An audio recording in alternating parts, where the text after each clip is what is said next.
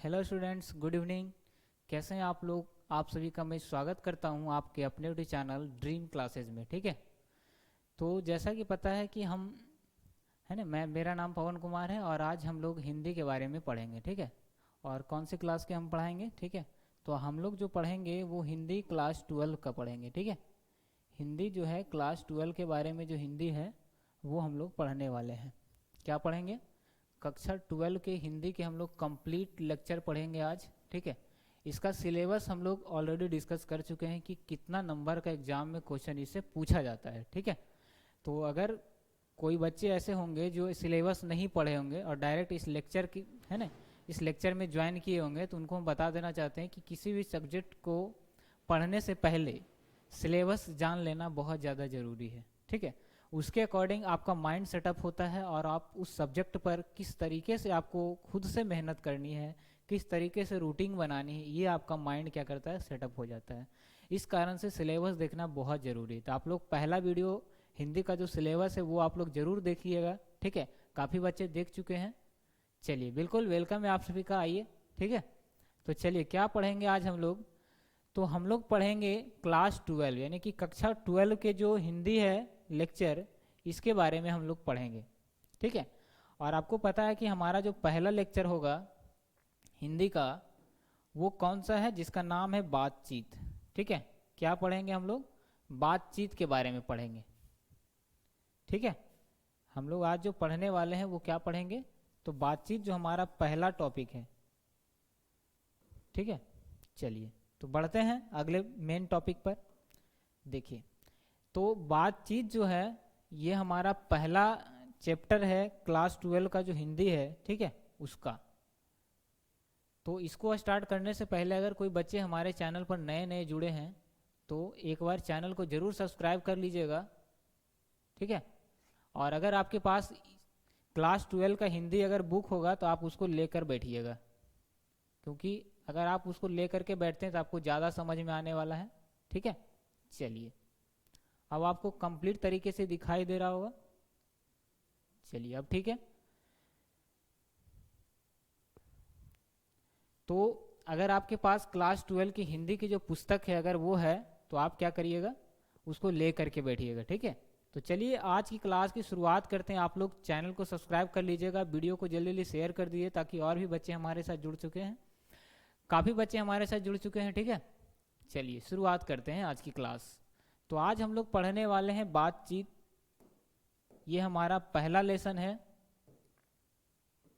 हिंदी का पहला लेसन है, जिसके राइटर कौन है याद रखिएगा। राइटर एग्जाम में पूछा जाता है, तो इसके राइटर हैं बाल कृष्ण। इसके राइटर कौन है? बाल कृष्ण। ठीक है, यहाँ लिख देते हैं बाल कृष्ण भट्ट।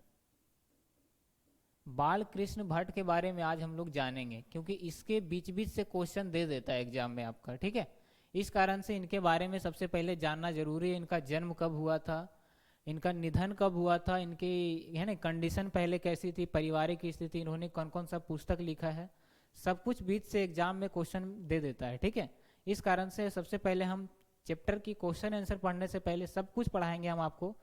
ठीक है, चलिए इसका प्रैक्टिस सेशन भी होगा, ऑब्जेक्टिव भी आएगा, सारा कुछ हम लोग बिल्कुल एक बेहतरीन तरीके से एक नए अंदाज में पढ़ेंगे। ठीक है, उम्मीद करते हैं आपको ये क्लास अच्छा लगा होगा। ठीक है, तो और भी बच्चे को जोड़ दिए ताकि और भी बच्चे हमारे साथ जुड़ सके। चलिए शुरुआत करते हैं। ठीक है, काफ़ी देर हो चुकी है हमारी। चलिए, तो सबसे पहले जो है बाल कृष्ण भट्ट का जो जन्म है ये हुआ था 23 जून 1844 को। ठीक है, इनका जन्म कब हुआ था? 23 जून 1844 को इनका जन्म हुआ था। ठीक है, याद रखिएगा, जन्म और मृत्यु दोनों एग्जाम में पूछा जाता है। आपको डेट याद है ना, डेट नहीं याद रहे कोई दिक्कत नहीं, लेकिन ईस्वी आप जरूर याद रखिएगा। तो 1844 में इनका जन्म हुआ था और इनका जो निधन हुआ था यानी कि मृत्यु, इनकी जो मृत्यु हुई थी, इनका स्वर्गवास कब हुआ था? ये हुआ था 20 जुलाई 1914 को। ये बात आप याद रखिएगा, यानी कि जब पहला विश्व युद्ध जब स्टार्ट हुआ तब इनका क्या हो गया? निधन हो गया। इस तरह से आप थोड़ा माइंड में रिलेट करके याद करिएगा तो आपको याद रहेगा। ठीक है, 44 में जन्म हुआ और 14 में इनकी मृत्यु हो गई। ठीक है, इनका निवास स्थान कहाँ था, तो ये इलाहाबाद के रहने वाले थे, जो कि इलाहाबाद उत्तर प्रदेश का एक जगह है, ठीक है। एक इलाहाबाद के रहने वाले थे ये बाल कृष्ण भट्ट, ठीक है। बिल्कुल आपके पास अगर किताब है तो खोल करके बैठिएगा और मिलाइएगा, अगर किसी तरह का कोई प्रॉब्लम हो तो टाइपिंग मिस्टेक होगा, ठीक है, थोड़ा मैनेज कर लीजिएगा। ऐसे कहीं पर भी कोई प्रॉब्लम नहीं होने वाला, आपको स्पष्ट तरीके से समझाने वाले आज हम, ठीक है। बिल्कुल, तो देखिएगा इनका जो निवास स्थान पूछेगा कि बाल कृष्ण भट्ट निम्न में से किससे संबंधित है ना, कौन से स्थान से संबंधित है। 4 ऑप्शन दे देगा आपका, इलाहाबाद, औरंगाबाद, सिकंदराबाद। तो इस तरह से आपका नन ऑफ दिस है ना, ऑल, इस तरह से अगर ऑप्शन देगा तो आप क्या ऑप्शन टिक करोगे। आपको याद रहना चाहिए इलाहाबाद में बाल कृष्ण भट्ट का क्या हुआ था, जन्म हुआ था, ठीक है। और वो कहाँ है, यूपी, यानी कि उत्तर प्रदेश का एक जगह है। अब आगे जान लेते हैं इनके बारे में कि इनकी पारिवारिक स्थिति कैसी थी। तो इनका निवास स्थान पता चल गया। दूसरा आता है इनके माता पिता का क्या नाम था, पूछ लिया जाता है कि इनमें से कौन है ना इनके माता पिता हैं, या फिर बालकृष्ण भट्ट के माता पिता कौन है। 4 ऑप्शन आपको दे देगा, चारों अलग अलग नाम रहेगा, ठीक है। इस तरह से एग्जाम में आपका क्वेश्चन बनता है। चलिए, बिल्कुल बिल्कुल हमारी क्लास डेली होती है शाम के 6 बजे, ठीक है। और हिंदी का हम लोग कंप्लीट एक नए अंदाज में पढ़ने वाले हैं, ठीक है। जल्दी जल्दी वीडियो को शेयर कर दीजिए ताकि और भी बच्चे हमारे साथ जुड़ सके, और बहुत ही अच्छी फैकल्टी के साथ हमारी क्लास बिल्कुल एक सही रणनीति में चलने वाली है, ठीक है। चलिए देखिएगा, इनके जो माता थे जिनका नाम था पार्वती देवी, कहा जाता है कि इनके लालन पालन में सबसे ज़्यादा अगर योगदान है तो इनकी माता का ही था, पार्वती देवी का। इन्होंने ही प्रेरित किया, इनको आगे बढ़ने की प्रेरणा दी, ठीक है। ऐसे भी माना जाता है कि किसी भी बच्चे का पहला जो है ना टीचर होता है, पहला जो गुरु होता है, वो क्या होते हैं, उनके अपने पेरेंट्स होते हैं, मतलब अपने माता पिता होते हैं। तो बालकृष्ण भट्ट के भी आगे बढ़ने में है ना सफलता मिलने में सबसे पहला हाथ किनका है, तो इनका माता का है। याद रखिएगा, इनकी माता का नाम पार्वती देवी था और पिता का नाम था बेनी प्रसाद भट्ट, ठीक है। माता का नाम पार्वती और पिता का नाम क्या था, बेनी प्रसाद भट्ट, इतना आप याद रखोगे। चलिए बढ़ते हैं आगे। अब इनके पिता का कंडीशन कैसा था, तो इनके पिता एक व्यापारी थे, क्या थे, एक बिजनेसमैन थे, और माता एक सुसंस्कृत महिला थी, बिल्कुल है ना, भारतीय परंपरा भारतीय संस्कृति की एक महिला थी, ठीक है। इनके पिता तो एक बिजनेसमैन थे, याद रखिएगा, इनके पिता क्या थे, एक बिजनेसमैन थे। और इनकी जो माता थी क्या थी, बालकृष्ण। इनके जो पिता थे एक व्यापारी थे और ये क्या करते थे, इनकी माता एक सुसंस्कृत महिला थी, जिन्होंने बालकृष्ण भट्ट के मन में अध्ययन की रुचि एवं लालसा जगाई। अध्ययन की रुचि एवं लालसा जगाई मतलब इनको पढ़ने के लिए बचपन से इनको अच्छी अच्छी कहानियाँ सुनाया जाता था, इनको प्रेरणा दी जाती थी कि आपको क्या करना है, अच्छी अच्छी कहानियाँ, अच्छे अच्छे कविता सुनाया जाता था, जिनके जरिए इनके मन में क्या हुआ है ना। तो याद रखिएगा, अगर क्वेश्चन आ जाए आपका एग्जाम में कि बालकृष्ण भट्ट के है ना, बालकृष्ण भट्ट के मतलब सफलता के पीछे, या फिर एक तरह से कह सकते हैं कि इनके है ना साहित्य में यानी कि आगे बढ़ने में इनका किनका सबसे ज़्यादा योगदान है, तो इनकी माता जिनका नाम था पार्वती देवी और पिता का नाम था बेनी प्रसाद भट्ट। यहाँ तक आपकी बात बिल्कुल अच्छे तरीके से समझ में आ गई। बढ़ें आगे, चलिए ठीक है, बिल्कुल बिल्कुल आगे बढ़ते हैं, आराम आराम से हम लोग समझेंगे, ठीक है, क्योंकि ये स्टोरी है, बीच से क्वेश्चन दे देता है एग्जाम में, तो आपको समझना बहुत जरूरी है। चलिए इसको थोड़ा सा इरेज कर देते हैं ताकि आपको कंप्लीट अगला जो स्लाइड है वो आपको अच्छे तरीके से दिखे। वीडियो को जरूर सब्सक्राइब कर लीजिएगा हमारे चैनल को, वीडियो को शेयर कर दीजिएगा, ठीक है। आज की क्लास बहुत ही इंपॉर्टेंट है आपके लिए, ठीक है। थोड़ा सा आपको बोरिंग लग रहा होगा क्योंकि ये सब इंटरेस्टिंग उतना सब्जेक्ट नहीं है, ठीक है, सबका रुचि नहीं होता है इन सब में। चलिए बढ़ते हैं आगे। अगला है इनका शिक्षा का प्रारंभ कहाँ से हुआ, ठीक है। बालकृष्ण भट्ट, याद रखिएगा नाम, क्या नाम था, भट्ट जी का। शिक्षा जो प्रारंभ हुआ वो संस्कृत का अध्ययन इन्होंने कहाँ से किया, कब किया, 1867 में। अगर क्वेश्चन आ जाए कि बालकृष्ण भट्ट का संस्कृत इन्होंने कब अध्ययन किया, तो किस ईस्वी में, तो 1867 ईस्वी में, प्रयाग के मिशन स्कूल से प्रयाग के मिशन स्कूल से इन्होंने इंट्रेंस की परीक्षा, एंट्रेंस एग्जाम होता है, ठीक है, आपको पता होगा कुछ कुछ बच्चों को, ठीक है। इन्होंने एंट्रेंस की परीक्षा दी है ना, कहाँ से, तो एक मिशन स्कूल से इन्होंने एंट्रेंस की परीक्षा दी। किस विषय से एंट्रेंस किया, तो संस्कृत से, ठीक है, 1867 ईस्वी में। ये बात आप याद रखिएगा, ठीक है। चलिए आगे बढ़ते हैं। इनकी वृत्ति, मतलब इनकी वृत्ति का मतलब अगला इन्होंने आगे जो जो भी स्टडी किया, इन्होंने जो भी अध्ययन किया, वो उनका स्ट्रेटजी क्या था, है ना, मतलब कौन से डिग्री इन्होंने किस कॉलेज से और कब ली, ये होता है वृत्ति के अंतर्गत आता है, ठीक है। तो इन्होंने 1869 से 1875 यानी कि 16 साल तक प्रयाग के मिशन स्कूल, एक स्कूल है जहां से इन्होंने एंट्रेंस की परीक्षा पास की, मिशन स्कूल में, है ना, अध्यापन किया। इन्होंने क्या किया, मतलब 16 साल तक इन्होंने एक ही स्कूल में पढ़ा जिसका नाम था मिशन स्कूल। तो याद रखिएगा, भट्ट जी का जो है ना, भट्ट जी का इन्होंने शिक्षा कहाँ से ग्रहण किया, किस स्कूल से, आपका एग्जाम में आ सकता है क्वेश्चन कि बाल कृष्ण भट्ट निम्न में से कौन से कॉलेज से इन्होंने, है ना, अध्ययन किया, है ना, अपने मतलब वृत्ति का अध्ययन किया। तो याद रखिएगा 16 साल तक इन्होंने एक ही कॉलेज में रहा जिसका नाम था मिशन स्कूल। उसके बाद 1885 में प्रयाग के CAV स्कूल में, कौन सा स्कूल, उसके बाद जब 16 साल तक इस स्कूल में रहे, फिर आपको भी पता है कि हम पहले प्राइमरी में होते हैं, जब हमारी शिक्षा पूर्ण हो जाती है तो हम मिडिल में जाते हैं, हाई स्कूल में जाते हैं, इस तरह से हम कॉलेज में जाते हैं, यूनिवर्सिटी में, धीरे धीरे क्या करते हैं, एक एक स्टेप, जैसे ही हमारी क्लास पूर्ण होती है, हमारी जो भी हम जिस भी क्लास में होते हैं, हमारा क्लास पूरी तरह से संपन्न होता है तो हम अगले क्लास में जाते हैं। ये भी वही किए, 16 साल तक इन्होंने मिशन स्कूल में अध्यापन किया। फिर 1885 में प्रयाग के CAV स्कूल में संस्कृत का अध्यापन किया, ठीक है, संस्कृत का अध्यापन किया। चलिए समझ में आ रहा है जी, बिल्कुल इसी तरह से हमारे साथ डेली आइएगा लाइव, ठीक है। चलिए संस्कृत का क्या किया, अध्ययन किया। फिर 1888 में प्रयाग की कायस्थ पाठशाला, फिर उन्होंने क्या किया, करीब, है ना, 3 साल बाद यानी कि 1888 ईस्वी में प्रयाग की एक पाठशाला है, ये भी प्रयाग का ही एक स्कूल था जिसका नाम था कायस्थ पाठशाला, इंटर कॉलेज में अध्यापक नियुक्त किए गए इनको। यानी कि जब इनकी पढ़ाई लगभग संपन्न हो गई, है ना, अभी तो पढ़ना बाकी ही था, तो इनको क्या मिला, एक पाठशाला में टीचर की नौकरी मिल गई, ठीक है। इनको नियुक्त किया गया एक टीचर के पद पर, किनको, बाल कृष्ण भट्ट को, ठीक है।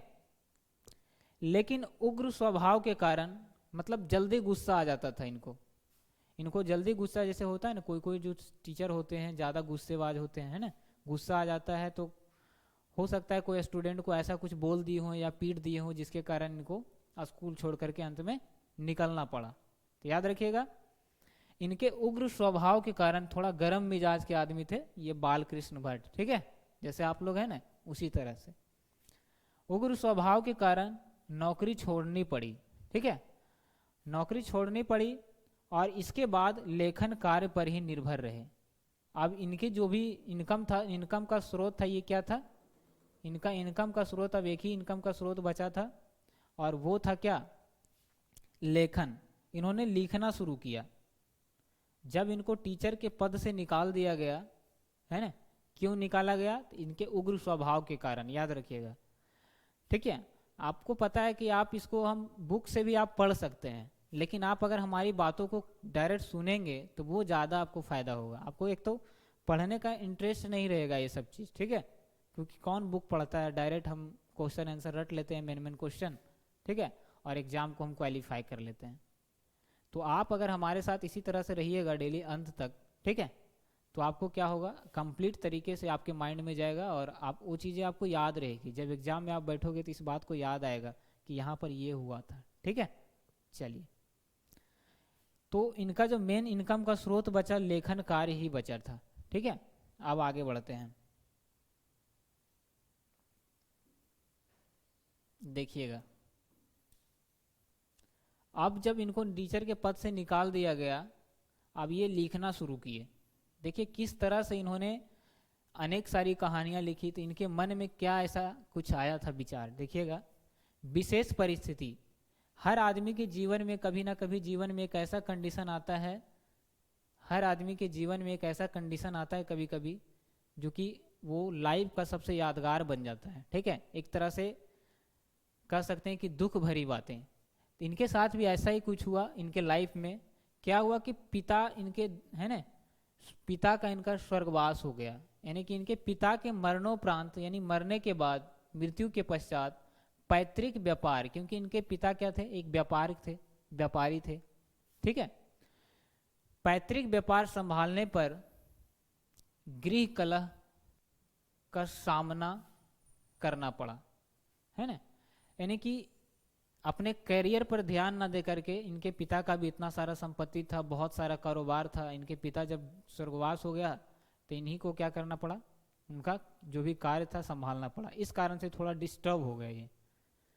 दूसरा बात क्या हुआ कि पैतृक घर छोड़कर, है ना, पैतृक घर छोड़कर ये आर्थिक संकट से जूझते हुए हिम्मत से काम लिया और साहित्य के प्रति क्या रहे, समर्पित रहे, साहित्य के प्रति समर्पित रहे।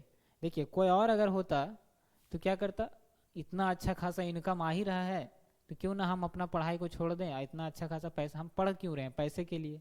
अब ये भी सोचते, ये भी अगर ऐसा सोचते कि इतना अच्छा मेरे पिताजी का इतना अच्छा व्यापार चल रहा है, इतना अच्छा प्लस पॉइंट है, हमारा मनी इनकम भी आ रहा है, तो क्यों ना हम अपने सपने को भूलकर इससे ही इनकम का स्रोत बना लें। लेकिन इन्होंने ऐसा नहीं किया, इन्होंने ठोकर मार दिया इस व्यापार में जो भी लाभ हो रहा था उसको, और जो वो करना चाहते थे उसके प्रति आगे बढ़ते रहे। तो आप भी अगर आप, है ना, देखते होंगे कि अगर आप पढ़ रहे होंगे तो वहाँ से ऑफर आता होगा कि आपको इतना 1000 रुपया मिलेगा, आप कुछ दिन के लिए काम करिए। घर से भी मिलता होगा, है ना, प्रेशर कि जाओ थोड़ा सा काम कर लो, कुछ पैसा आएगा, फिर बाद में पढ़ते रहना सब दिन, ऐसा कुछ होता है। लेकिन इन्होंने क्या किया, आप भी इसी तरह से अंत तक बने रहिए, सब सफलता जरूर मिलेगा। अगर आप एक अच्छे मेहनत के साथ, है ना, आप अपनी तैयारी कर रहे हैं तो आपको सफलता जरूर मिलेगा। ऐसा कुछ नहीं है कि जॉब नहीं हो रहा है, जो पढ़ रहा है, मेहनत से पढ़ रहा है, उनको जॉब हो ही रहा है, ठीक है।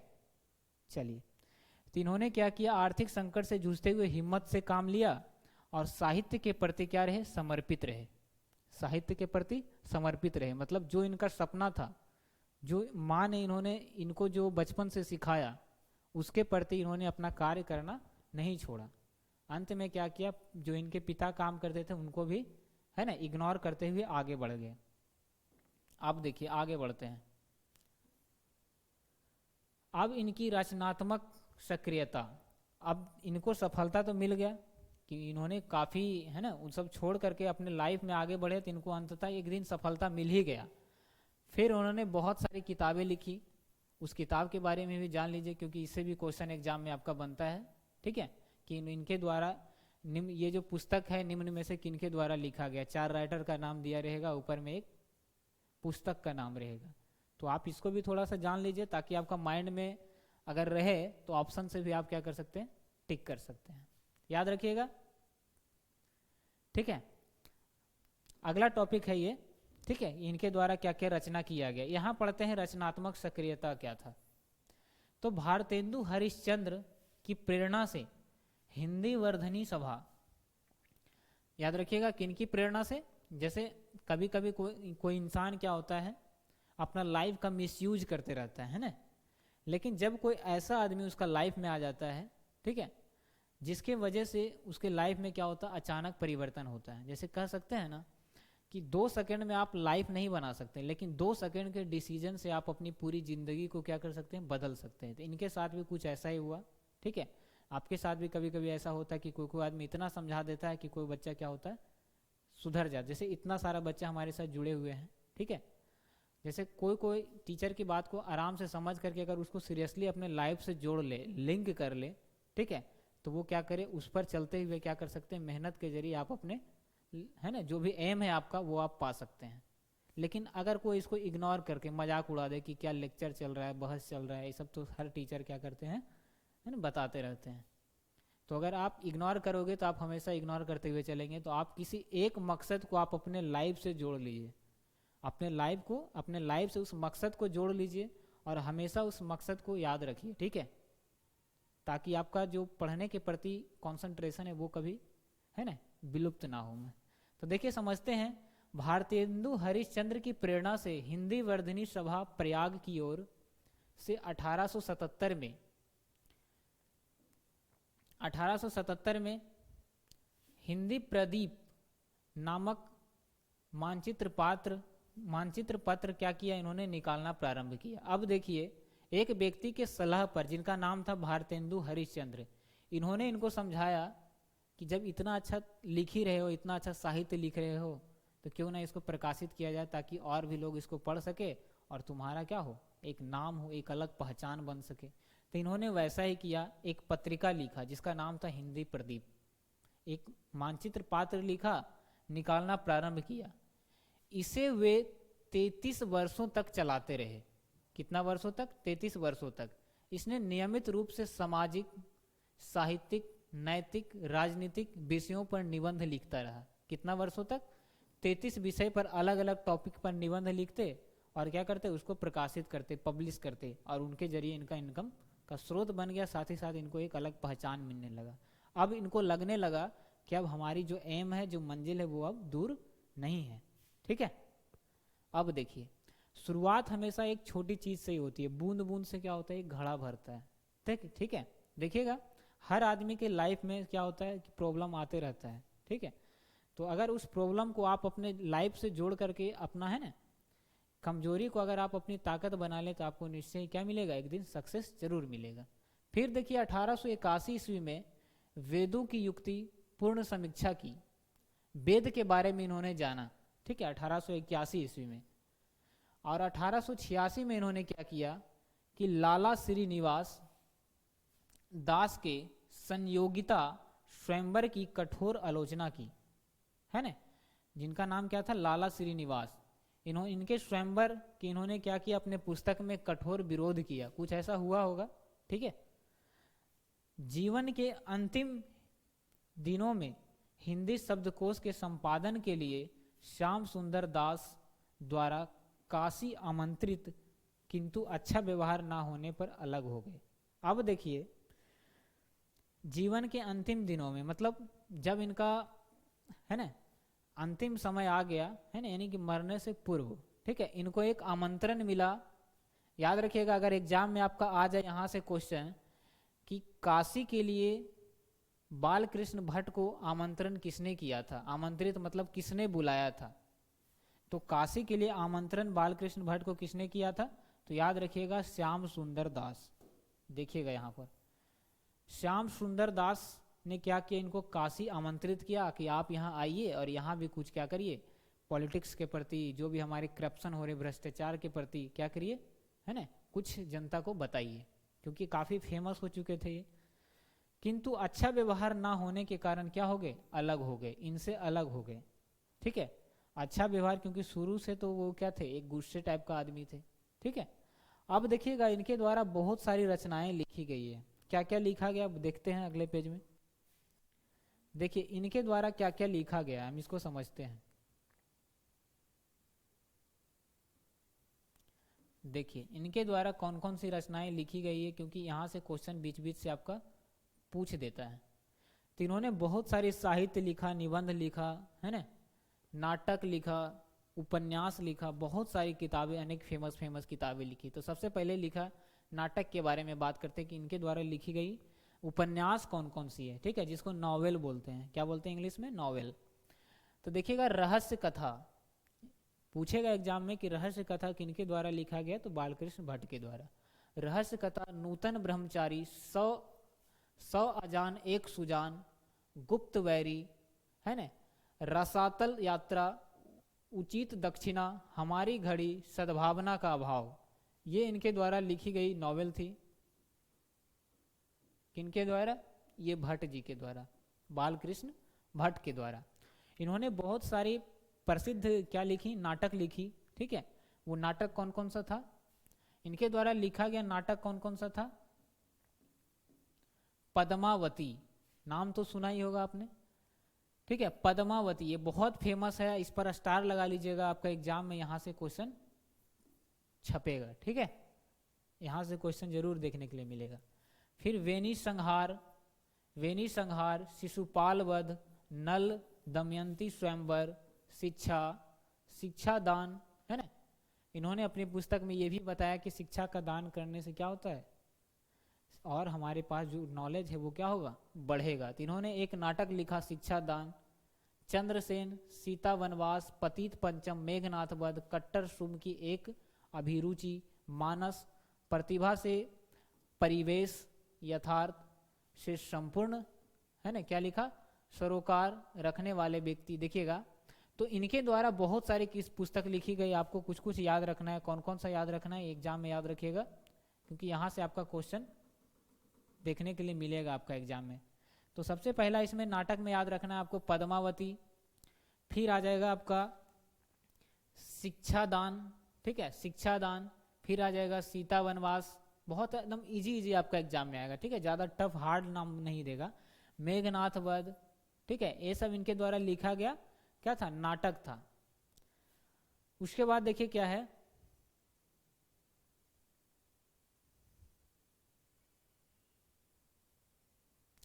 बहुत सारा इन्होंने लिखा, पत्रकार नकल, ठीक है,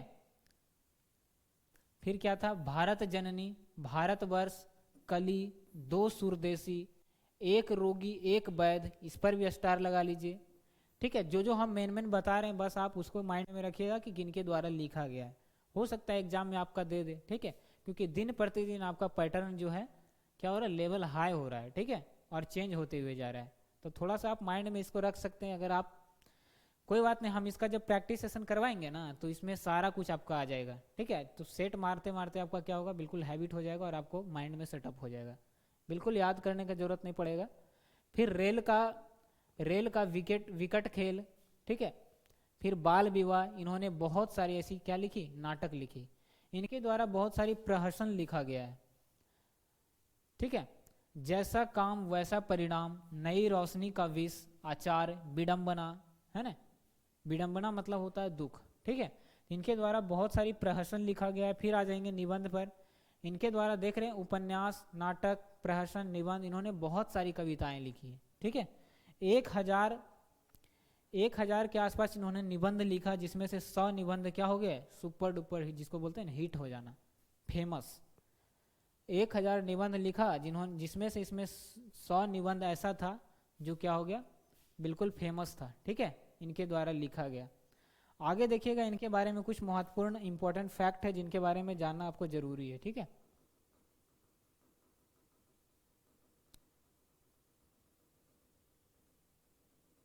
देखिए अब आगे समझते हैं कि बालकृष्ण भट्ट के बारे में महत्वपूर्ण जानकारी, जहां से क्वेश्चन एग्जाम में बनने के चांसेस होते हैं, ठीक है। यहां पर आप ध्यान दीजिएगा, यहां पर आप ध्यान दीजिएगा कि यहां से किस तरीके से आपका क्वेश्चन एग्जाम में बनता है, ठीक है। देखिए बालकृष्ण भट्ट के बारे में इंपॉर्टेंट फैक्ट, सबसे पहला एग्जाम में क्वेश्चन आएगा कि बालकृष्ण भट्ट एक गद्यकार थे। इस पॉइंट को आप याद रखिएगा, एग्जाम में कई बार एग्जाम में पूछा गया है, ठीक है, कि निम्न में से, है ना, किससे संबंधित है बालकृष्ण भट्ट जो है, इनका संबंध निम्न में से किससे है। 4 ऑप्शन देगा तो आपको क्या टिक करना है, एक गद्यकार थे, ठीक है।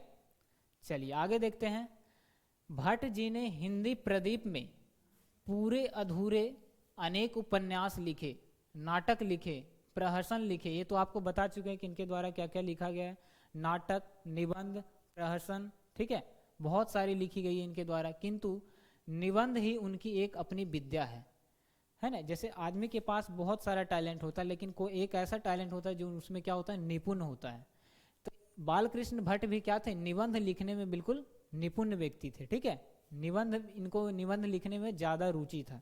अगर एग्जाम में आपका आएगा क्वेश्चन कि सबसे ज़्यादा रुचि बालकृष्ण भट्ट का, है ना, किसमें था, तो याद रखिएगा निबंध में। फिर आ जाएगा उनकी एक अपनी विद्या है जिसमें उनका अभिप्राय पूर्ण स्वदेश से लेखन पूरी भक्ति, सामर्थ्य और वैभव के साथ प्रकट हुआ है। यानी कि निबंध इनका क्या हुआ, निबंध में इन्होंने, मतलब पढ़ने वाले को ऐसा लगता था कि इसमें जान आ जाता था, ठीक है। पढ़ने के बाद ऐसा लगता था बिल्कुल सजीव तरीके से, ठीक है, बिल्कुल प्रत्यक्ष तरीके से इन्होंने अपने निबंध में लिखा है। इनके द्वारा जो जो निबंध है, आप अगर गूगल में सर्च करके आप उसको पढ़ोगे तो आपको लगेगा कि हाँ कुछ है। फिर आगे समझते हैं कि सामाजिक समस्याओं पर उन्होंने जमकर लिखा है। मतलब समाज के प्रति जो भी है ना, समाज में जो भी भेदभाव हो रहा है, जैसे है ना महिला के साथ भेदभाव, बच्चों के साथ जातिवाद, है ना, इस तरह का जो भी भेदभाव छोटा मोटा था, इन्होंने क्या किया, उन पर भी बहुत सारा लिखा है। फिर बाल विवाह, स्त्री शिक्षा, महिला स्वतंत्रता, समाज में महिला स्वतंत्रता के बारे में इन्होंने लिखा है। राजा प्रजा, किस तरीके से एक राजा को प्रजा के प्रति सोचना चाहिए, सब कुछ इन्होंने अपने निबंध में लिखा है। कृषकों की दुर्दशा यानी कि मजदूर की स्थिति का इन्होंने अपने है ना निबंध में वर्णन किया है। अंग्रेजी शिक्षा, देश सेवा, अंधविश्वास, ये सब जितना भी बता रहे यहाँ पर सारा इंपॉर्टेंट है, आप इसको याद रखिएगा, ठीक है। विषयों पर उन्होंने खूब लिखा है। मनोभावों और भाषा साहित्य के विषयों पर इन्होंने खुलकर लिखा है, ठीक है। फिर आगे बात आ जाता है जिनके बारे में हम लोग पढ़ने वाले थे, जिसका टॉपिक का नाम था हमारा बातचीत। क्या नाम था? बातचीत, ठीक है। इस टॉपिक का क्या नाम था? बातचीत, जिनके बारे में हम अगले क्लास में पढ़ेंगे, बातचीत, ठीक है। पूरी स्टोरी हम लोग समझ लेंगे। यहाँ प्रस्तुत बातचीत शीर्षक निबंध के निबंधकार व्यक्तित्व और निबंध कला के साथ साथ भाषा शैली का भी क्या है, प्रतिनिधित्व करता है। प्रस्तुत निबंध भट्ट जी के बारे में ऊपर कही गई बातों को क्या करता है, सहज ही पोस्ट और प्रमाणित करता है, ठीक है। तो कुल मिलाकर अगर आपका एग्जाम में आएगा कि जो निबंध इनके द्वारा जो लिखा गया है, बातचीत क्या है, कहानी है, निबंध है, नाटक है, क्या है, तो आप क्या टिक करिएगा, एक निबंध है। निबंध में कैसा निबंध है, तो एक ललित निबंध है, याद रखिएगा। कैसा निबंध है? तो ललित निबंध है, इस बात को आप याद रखिएगा। तो ये कुछ मेन पॉइंट्स हैं इनसे रिलेटेड, जो कि आज के क्लास में हम पूरी तरीके से इनके बारे में डिस्कस कर चुके हैं। अगले क्लास हम पढ़ेंगे इसके लेक्चर के बारे में, इसकी स्टोरी। और जब स्टोरी आप पढ़ लीजिएगा तो आपको क्वेश्चन आंसर अपने आप आ जाएगा, ठीक है, बिल्कुल आसान तरीके से। आप कमेंट बॉक्स में ज़रूर बताइएगा कि आज की क्लास आपको किस तरीके से लगी और कितना आपके लिए इफेक्टिव रहा।